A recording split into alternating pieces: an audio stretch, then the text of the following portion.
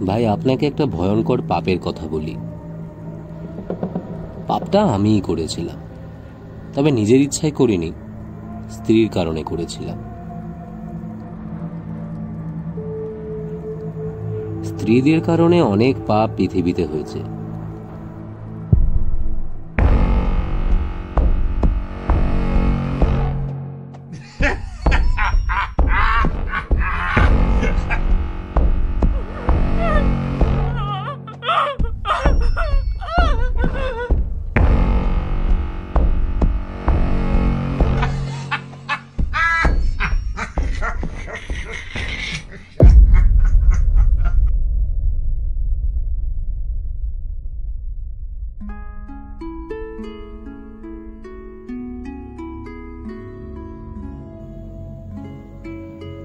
মানুষের আদি পাপও বিবি হওয়ার কারণেই হয়েছিল।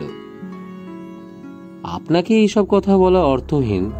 আপনি জ্ঞানী মানুষ, আদি পাপের গল্প আপনি জানবেন না তো আর কে জানবে। যাই হোক, মূল গল্পটা বলি।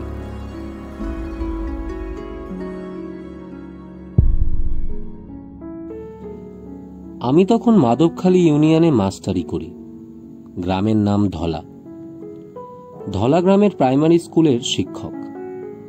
নতুন বিবাহ করেছি, স্ত্রী সঙ্গে থাকেন। আমার বয়স তখন 25-এর মতো হবে। আমার স্ত্রী নিতান্তই বালিকা। ধলা গ্রামে আমরা প্রথম সংসার পাতলাম। স্কুলের কাছেই অনেকখানি জায়গা নিয়ে আমার টিনের ঘর। আমরা সুখেই ছিলাম। ফুলির গাছগাছালির খুব শখ, সে গাছপালা দিয়ে বাড়ি ভরে ফেলল। ও আচ্ছা, বলতে ভুলে গেছি, ফুলি আমার স্ত্রীর ডাক নাম। তার ভালো নাম নাসিমা খাতুন।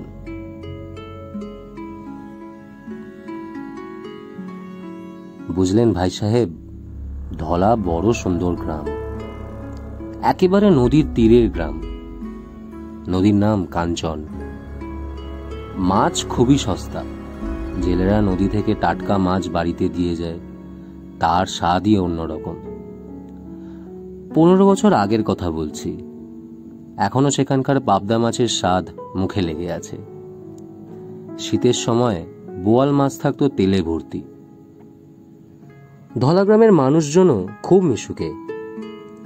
আজকাল গ্রাম বলতেই ভিলেজ পলিটিক্সের কথা মনে আসে, দলাদলি, মারামারি, কাটাকাটি। তবে ধলা গ্রামে এইসব কিছুই ছিল না। শিক্ষক হিসেবে আমার অন্যরকম মর্যাদাও ছিল।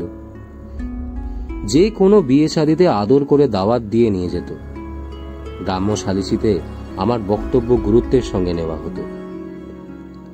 2 বছর খুব সুখে কাটল। তারপরই সংগ্রাম শুরু হলো।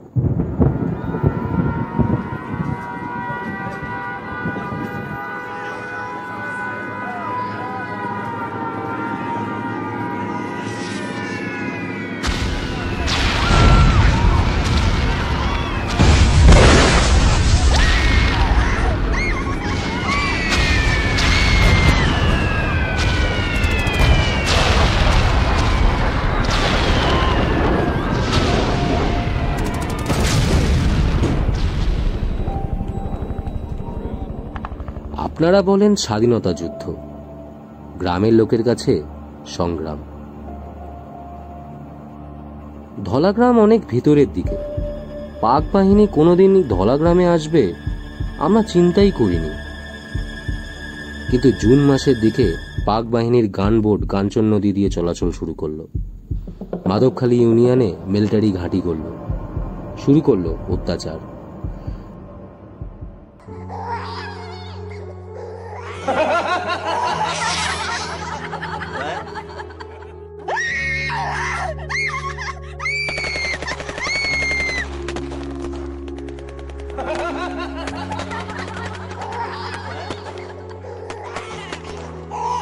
তাদের অত্যাচারের কথা আপনাকে নতুন করে বলার কিছু নেই। আপনি আমার চেয়ে 1000 গুণে বেশি জানেন। আমি শুধু একটা ঘটনা বলি। কাঞ্চন নদীর এক পারে ধলা গ্রাম, অন্য পারে চর হাজরা। জুন মাসের 19 তারিখ চর হাজরা গ্রামে মিলিটারির গানবোট ভিড়ল। চরহাজরার বিশিষ্ট মাতব্বর ইয়াকুব আলী সাহেব মিলিটারিদের খুব সমাদর করে নিজেদের বাড়িতে নিয়ে গেলেন। ভাই সাহেব, আপনি এর অন্য অর্থ করবেন না। তখন তাদের সমাদর করে নেওয়া ছাড়া আর কোনো উপায় ছিল না। সবার হাত পা বাঁধা ছিল। ইয়াকুব আলী সাহেব মিলিটারিদের খুব আদর যত্ন করলেন। ঢাপ পেরে খাওয়ালেন, দুপুরে খানা খাওয়ার জন্য খাসি জবাও করলেন। মিলিটারিরা সন্ধ্যা পর্যন্ত থাকলো, খানাপিনা করলো। যাবার সময় ইয়াকুব আলী সাহেবের 2 মেয়ে আর ছেলের বউকে তুলে নিয়ে চলে গেল।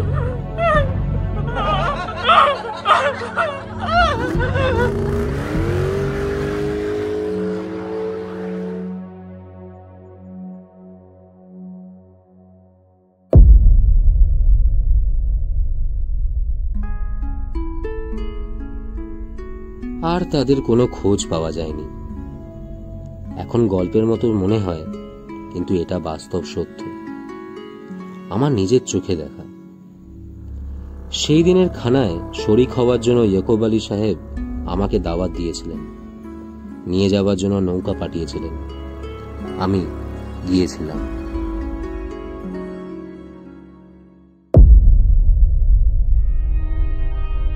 চরহাজরার ঘটনার পর আমরা ভয়ে অস্থির হয়ে পড়লাম। গজবের হাত থেকে বাঁচার জন্য মসজিদে কোরআন খতম দেওয়া হলো, গ্রাম বন্ধ হলো, 1,24,000 বার সূরা এখলাস পাঠ করা হলো। কি যে অশান্তিতে আমাদের দিন গিয়েছে ভাই সাহেব, আপনাকে যে কি বলবো। রাতে 1 ফোঁটা ঘুম হতো না। আমার স্ত্রী তখন অন্তঃসত্ত্বা, 7 মাস চলছে, হাতে নাই একটা পয়সা। স্কুলের বেতন বন্ধ, গ্রামের বাড়ি থেকে যে টাকা পয়সা পাঠাবে সে উপায়ও নেই। দেশে যোগাযোগ বলতে তখন কিছুই নাই, কেউ কারো খোঁজ জানে না। কি যে বিপদে পড়লাম। উফ, সুবহানাল্লাহ।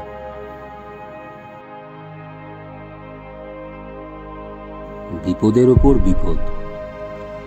জুলাই মাসের শেষের দিকে মুক্তি বাহিনী দেখা দিল। নৌকায় করে আসে, 2-1টা ফুটপাট করে আবার উধাও হয়ে যায়। বিপদে পড়ি আমরা। মিলিটারি এসে গ্রামের পর গ্রাম জ্বালিয়ে দিয়ে যায়। মুক্তি বাহিনী তখন কোনো নাড়াচাড়া নেই।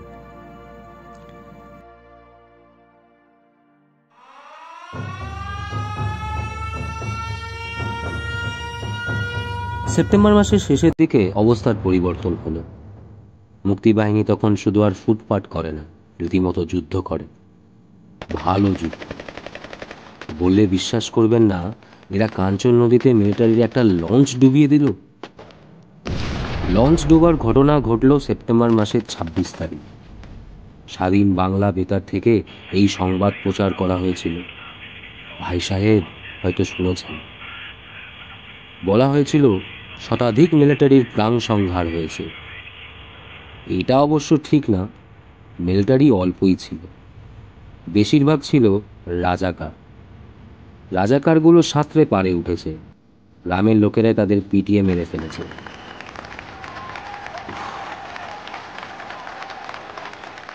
যুদ্ধ খুব খারাপ জিনিস ভাই সাহেব। যুদ্ধ অতি সাধারণ মানুষকেও হিংস্র করে ফেলে।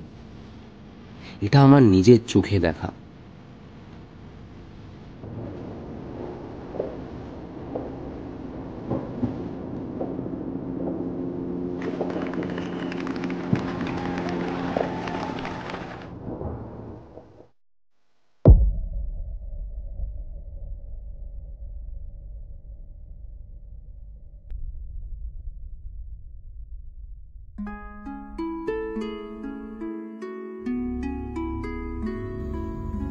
এখন মূল গল্পটা আপনাকে বলি। সেপ্টেম্বর মাসের 28 তারিখের ঘটনা। মাগরিবে নামাজ পড়ে বারান্দায় বসে আছি, তখন তুমুল বর্ষণ হচ্ছে। ইংরেজিতে যাকে বলে ক্যাটস অ্যান্ড ডগস। একা একা বৃষ্টি দেখছি। আমার স্ত্রী শোবার ঘরে, ঘর অন্ধকার করে শুয়ে আছে। তার শরীর খুব খারাপ, 2 দিন ধরে কিছু খেতেই পাচ্ছে না, যা খায় বমি করে দেয়, শরীর অত্যন্ত দুর্বল, কোনো কিছু না ধরে দাঁড়াতে পর্যন্ত পারে না। ডাক্তার যে দেখাবো সেই উপায় নেই। ডাক্তার পাবো কই? মাধবখালীতে একজন এমবিবিএস ডাক্তার ছিলেন, বাবু নলিনী কুমার রায়, খুব ভালো ডাক্তার। তবে মিলিটারি মাধবখালীতে এসে প্রথম দিনই তাকে মেরে ফেলেছে। যাই হোক, যে কথা বলছিলাম, আমি বারান্দায় বসে বৃষ্টি দেখছি। মন অত্যন্ত খারাপ। বৃষ্টির বেগ বাড়তে লাগলো। এক সময় প্রায় ঝড়ের মতো শুরু হলো। বাড়ি ঘর কাঁপতে শুরু করলো। আমি একটু দুশ্চিন্তায় পড়ে গেলাম। পুরনো নড়বড়ে বাড়ি ঝড়ে উড়িয়ে নিয়ে গেলে অসুস্থ স্ত্রীকে নিয়ে এই বিপদের দিনে কোথায় যাব? কাছেই মুক্তার সাহেবের পাকা দালান। স্ত্রীকে নিয়ে সেখানে উঠব কিনা ভাবছি, তখন ফুলি আমাকে ভেতর থেকে ডাকলো। আমি অন্ধকারে ঘরের মধ্যে ঢুকলাম। ফুলি ফিসফিস করে বলল, তোমার সাথে আমার একটা কথা আছে। আমি বললাম, হ্যাঁ বলো, কি কথা? ফুলি বলল, আমার কাছে আগে বসো। আমি বসলাম। ফুলি বলল, আচ্ছা, আমি যদি তোমার কাছে কোনো জিনিস চাই তুমি আমাকে দিবে? আমি বললাম, ক্ষমতা ভেতরে থাকলে অবশ্যই দেব। আকাশের চাঁদ চাইলে তো আর দিতে পারবো না। বলো জিনিসটা কি? তুমি আগে আমার গা ছুঁয়ে প্রতিজ্ঞা করো। আমি তার কপালে হাত রেখে বললাম, প্রতিজ্ঞা করলাম। এখন বলো ব্যাপারটা কি? হারিকেনটা জ্বালাও। আমি হারিকেন জ্বালালাম। দেখি তার বালিশের কাছে একটা কোরআন শরীফ। আমাকে বলল, আল্লাহ পাকের কালাম ছুঁয়ে প্রতিজ্ঞা করো যে তুমি আমার কথা রাখবে। আমি ধাঁধার মধ্যে পড়ে গেলাম। ব্যাপারটা কি? পোয়াতি অবস্থায় মেয়েদের অনেক পাগলামি ভর করে। আমি ভাবলাম এইরকম কিছু একটা হবে, দেখা যাবে, আসল ব্যাপার কিছুই না। আমি কোরআন শরীফে হাত রেখে প্রতিজ্ঞা করলাম। তারপর বললাম, এখন বলো আমাকে কি করতে হবে? তোমার একটা মানুষের জীবন রক্ষা করতে হবে। তার মানে? একটা মানুষ আমার কাছে আশ্রয় নিয়েছে, তার জীবন রক্ষা করতে হবে। কিছুই বুঝতে পারছি না। আমি বললাম, কে তোমার কাছে আশ্রয় নিল? ফুলি একটু থেমে থেমে চাপা গলায় যা বলল তাতে আমার কলিজা শুকিয়ে গেল। দুদিন আগে মিলিটারির লঞ্চ ডুবি হয়েছে। একটা মিলিটারি নাকি সাঁতরে কুলে উঠেছে। আমাদের বাড়ির পিছন থেকে কলা গাছের ঝোপের আড়ালে বসেছিল। ফুলিকে দেখে বাহেনজি বলে ডাক দিয়ে কেঁদে উঠেছে। ফুলি তাকে আশ্রয় দিয়েছে। আমি হতভম্ব গলায় বললাম, এই দুদিন ধরে একটা মিলিটারি আমাদের বাড়িতে আছে? ফুলি বলল, তুমি সত্যি কথা বলছো? হ্যাঁ সত্যি। এখন তুমি তাকে মাধবখালী নিয়ে যাও। মাধবখালীতে মিলিটারি ক্যাম্প আছে। আজ ঝড় বৃষ্টির রাত আছে। অন্ধকারে অন্ধকারে অন্ধকারে অন্ধকারে চলে যাও, কেউ টের পাবে না। তোমার মাথাটা কি খারাপ? আমার মাথা খারাপ হোক আর যাই হোক, তুমি আমার কাছে প্রতিজ্ঞা করেছো।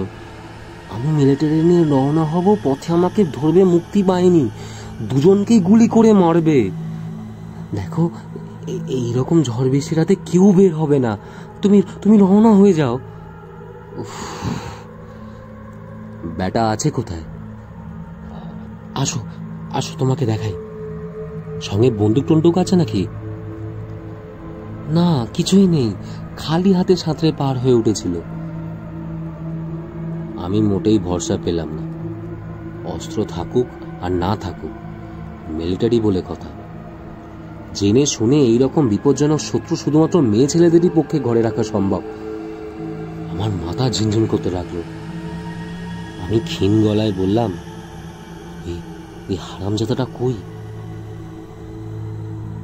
ফুলি আমাকে দেখাতে নিয়ে গেল।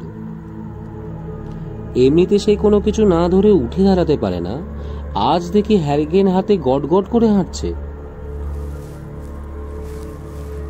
রান্নাঘরের পাশে ভাড়ার ঘর জাতীয় একটা ছোট ঘর ছিল, সেখানে চাল ডাল পেঁয়াজ টিয়াজ থাকে। ফুলি আমাকে সেই ঘরের কাছে নিয়ে গেল। দেখি ঘরটা তালা বন্ধ, একটা মাস্টার লক তালা ঝুলছে। ফুলি তালা খুলল,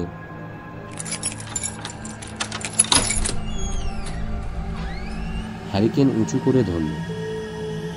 দেখি ঘরের কোনায় কম্বল বিছানো, কম্বলের ওপর নিতান্তই অল্প বয়সী একটা ছেলে বসে আছে। তার পরনে আমার লুঙ্গি আর আমার পাঞ্জাবি। ঘরের এক কোনায় জগ আর গ্লাস রাখা আছে। পাকিস্তানি মিলিটারির সাহসের কত গল্প শুনেছি, এখন উল্টো জিনিসটা দেখলাম। ছেলেটা আমাকে দেখে ভয় শিউরে উঠল, গুটিসুটি মেরে গেল। ফুলি তাকে ইশারায় বলল, ভয় নাই। আমি হারামজাদাটাকে খুব আগ্রহ নিয়ে দেখছি।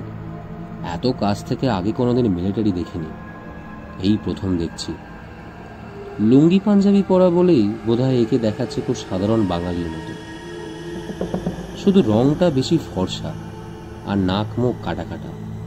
আমি ফুলিকে বললাম, এর নাম কি? ফুলি গড়গড় করে বলল, এর নাম দিলদার, লেফটেন্যান্ট, বাড়ি হলো বালাকোটে। রেশমি নামের ওদের গাঁয়ের একটি মেয়ের সঙ্গে ওর খুব ভাব। যুদ্ধের পর দেশে ফিরে গিয়ে নাকি সে মেয়েটাকে বিয়ে করবে। রেশমি যে কত সুন্দর তুমি বিশ্বাস করতে পারবে না। অবিকল ডানা কাটা পড়ি। রেশমির ছবি দেখবে? দিদারের পকেটে সবসময় রেশমির ছবি। বালিশের নিচে এই ছবি না রাখলে সে নাকি ঘুমাতে পারে না। কারো ছবি দেখারই আমার কোনো শখ ছিল না। আমার মাথা তখন ঘুরছে। একটা সমস্যায় পড়লাম। ফুলি তারপরেও ছবি দেখালো। ঘাগড়া পরা একটা মেয়ে, মুখ খুব হাসি হাসি। ফুলি বলল, মেয়েটা সুন্দর না? কেমন দেখলে? আমি বললাম, ফুলি বলল, শোনো, এখন তুমি ওকে মাধবখালি পৌঁছে দেওয়ার ব্যবস্থা করো, আর আজ রাতেই করো। দেখি, দাঁড়াও। আরে দেখা দেখির কিছু না, তুমি রওনা হও। মাধবখালি তো পায়ে হেঁটে যাওয়া যাবে না, নৌকা লাগবে। তুমি নৌকার ব্যবস্থা করো। ওকে পার করার জন্য আজ রাতেই সবচেয়ে ভালো। ভয়ে বেচারা অস্থির হয়ে গেছে, জল ছাড়া আর কিছু খেতে পাচ্ছে না। আমি শুকনো গলায় বললাম, দাঁড়াও দাঁড়াও, দেখি কি করা যায়। ফুলি মিলিটারির দিকে তাকিয়ে আনন্দিত গলায় বলল, শোনো, তোমার আর কোনো ভয় নাই। আমার স্বামী তোমাকে নিরাপদে পৌঁছে দিবে। তুমি এখন 4টা ভাত খাও।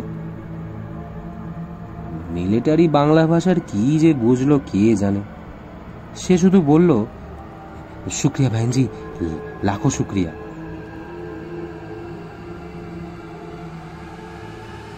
ফুলি ভাত বেড়ে দিল, তাকে খাওয়াতে বসলো। আমাকে বলল, তুমি আর দেরি করো না, তুমি চলে যাও। আমি ছাতা হাতে বাড়ি থেকে বের হলাম। তখনও ঝুম বৃষ্টি চলছে, তবে বাতাস কমে গেছে। আমি দ্রুত চিন্তা করার চেষ্টা করছি, কি যে করা যায়, কিন্তু কিছু ভেবে উঠতে পারছি না। স্ত্রীকে কথা দিয়েছি, আল্লাহ পাকের কালাম ছুঁয়ে প্রতিজ্ঞা করেছি, সেই প্রতিজ্ঞা তো রক্ষা করা দরকার। ছেলেটার জন্য মায়াও লাগছে, বাচ্চা ছেলে। এরা হুকুমের চাকর, উপরওয়ালার হুকুমে চলতে হয়। তাছাড়া বেচারা জীবনই শুরু করেনি। দেশে ফিরে বিয়ে শাদী করবে, সুন্দর সংসার হবে, আবার অন্য দিকও আছে। একে মাধবখালি পৌঁছে দিলে ঘটনা প্রকাশ হয়ে পড়বে। নৌকার মাঝি হয়তো বলে দেবে, কোনো কিছুই চাপা থাকে না। তারপর রাজাকার হিসেবে আমার বিচার হবে, দেশের মানুষ আমার গায়ে থু দেবে। পাকিস্তানি মিলিটারি যে শুধু আমাদের চরম শত্রু তা না, এরা সাক্ষাৎ শয়তান, এদের কোনো ক্ষমা নেই।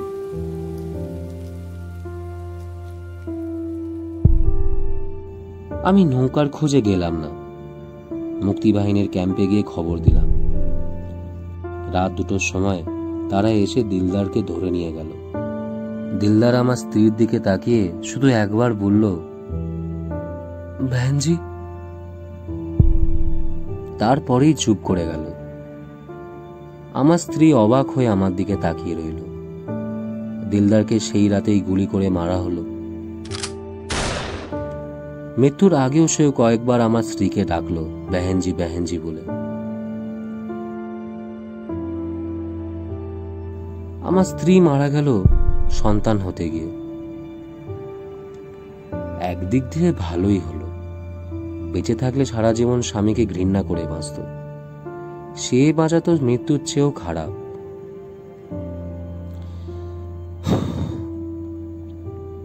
বুঝলেন ভাই সাহেব, যুদ্ধ খুব খারাপ জিনিস।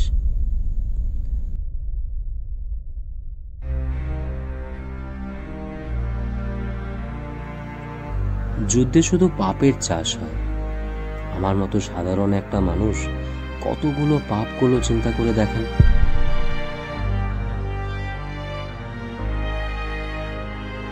রোজ হাসরে আমার বিচার হবে। আল্লাহ পাক পাপ পুণ্য কিভাবে বিচার করেন, আমাকে কি শাস্তি দেন, এটা আমার দেখার খুব ইচ্ছা।